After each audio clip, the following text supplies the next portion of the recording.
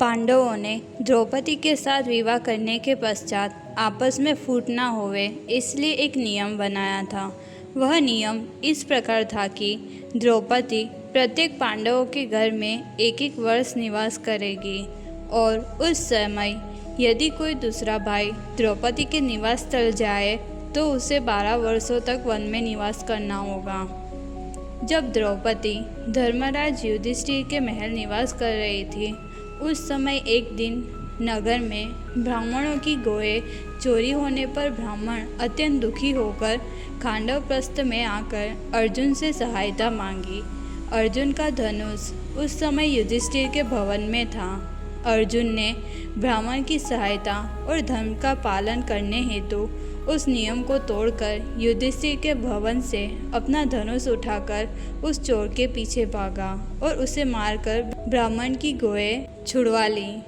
बाद में नियम भंग करने पर प्रायश्चित हेतु धर्मराज युधिष्ठिर की आज्ञा लेकर वन की ओर प्रस्थान करते हैं।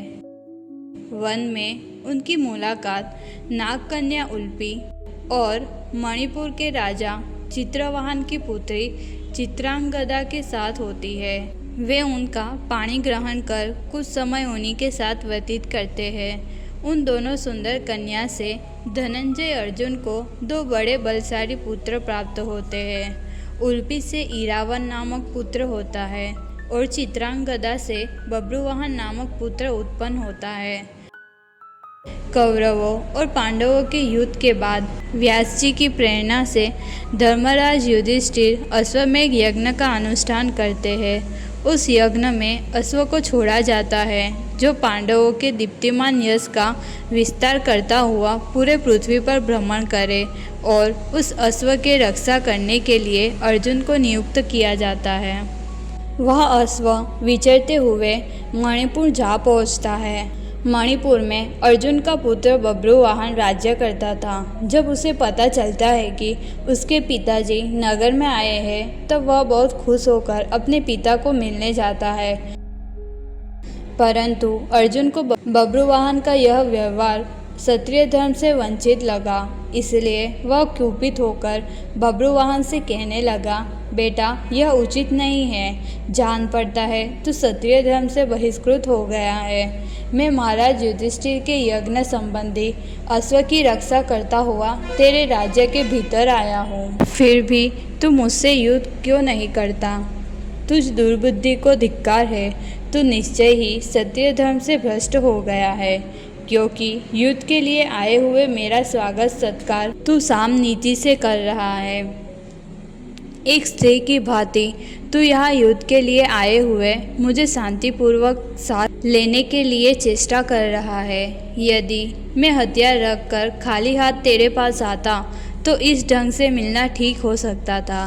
पतिदेव की बात सुनकर नागकन्या उलूपी उनके अभिप्राय को जान जाती है और अपने पुत्र का तिरस्कार को सहन ना कर सकने पर धरती छेद कर वहाँ चली आती है। वह बब्रुवाहन के पास जाकर कहती है, मैं तुम्हारी विमाता नागकन्या उल्पी हूँ।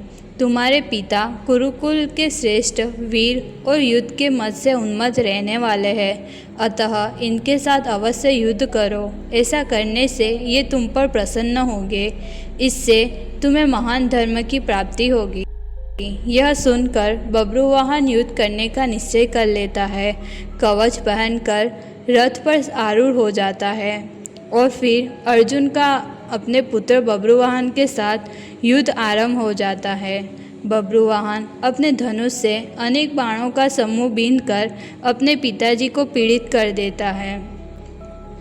अर्जुन ने भी अपने पुत्रों को सावधान कर उस पर नाराजों की वर्षा की, परंतु बब्रुवाहन गांडीव धनुष से छूटे हुए वज्र और बिजली के समान तेजस्वी उन समस्त नाराजों के अपने भल्लों द्वारा मारकर उनके टुकड़े कर दिए।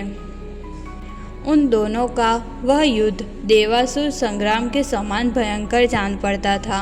अर्जुन ने अपने बाणों से घोड़ों के प्राण ले लिए। तब बब्रुवाहन रथ से उतरकर पैदल ही विषैले बाणों द्वारा उन्हें पुनः पीड़ा देने लगा।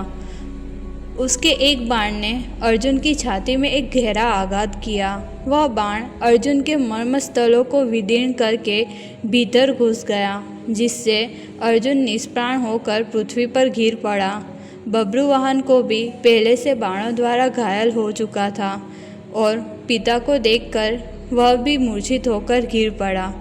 पतिदेव के मारे जाने पर चित्रांगदा विलाप करते हुए रण संग्राम में आती है।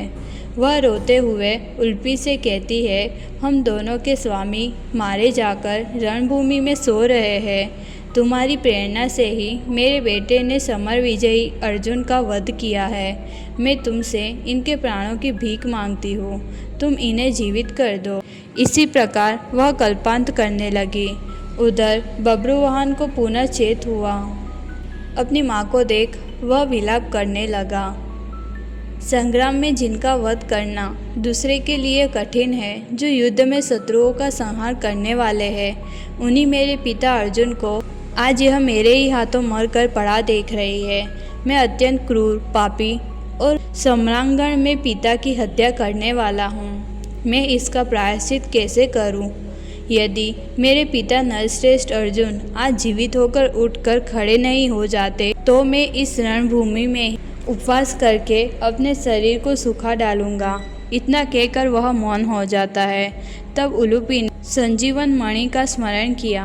वह मणि उसके स्मरण करते ही वहां आ गई और बब्रुवाहन से कहती है, यह दिव्य मणि सदा युद्ध में मरे हुए नागराजों को जीवित किया करती है। तुम इसे लेकर अपने पिता की छाती पर रख दो। बब्रुवाहन उस मणि को लेकर अपने पिता की छाती पर रख देता है। उस मणि के रखते ही अर्जुन आँख मलते हुए पुनः जीवित हो जाता है। अर्जुन उलूपी और चित्रांगदा के रणभूमि में आने का कारण पूछने लगा। तब उलूपी ने कहा, महाभारत के युद्ध में आपने अपने साथ जूझते हुए भीष्म जी को नहीं मारा है। वे शिखंडी के साथ उलझे हुए थे। उस दशा में शिखंडी की आड़ लेकर आपने उनका वध किया था। भीष्म जी के मारे जाने पर वसुओं कुपित होकर गंगा तट पर एकत्रित होकर कहने लगे, अर्जुन ने शिखंडी के साथ उलझे हुए भीष्म का वध किया है। इस अपराध के कारण हम लोग आज अर्जुन को शाप देना चाहते हैं। यह सुनकर मैं उनके पास जाकर उन्हें प्रसन्न करने के लिए बार बार क्षमा याचने लगी। तब वसुगण बोले, यदि मणिपुर का राजा बब्रुवाहन, जो अर्जुन का पुत्र है, वह युद्ध भूमि में खड़ा होकर अपने बाणों द्वारा जब उन्हें पृथ्वी पर गिरा देगा, तब अर्जुन हमारे शाप से मुक्त हो जाएगा। इसलिए मैंने यह चेष्टा की और आपको उस शाप से छुटकारा दिलाया है। यह सुनकर अर्जुन प्रसन्न हो जाता है और अश्वमेध यज्ञ का निमंत्रण देकर वहाँ से अश्व के पीछे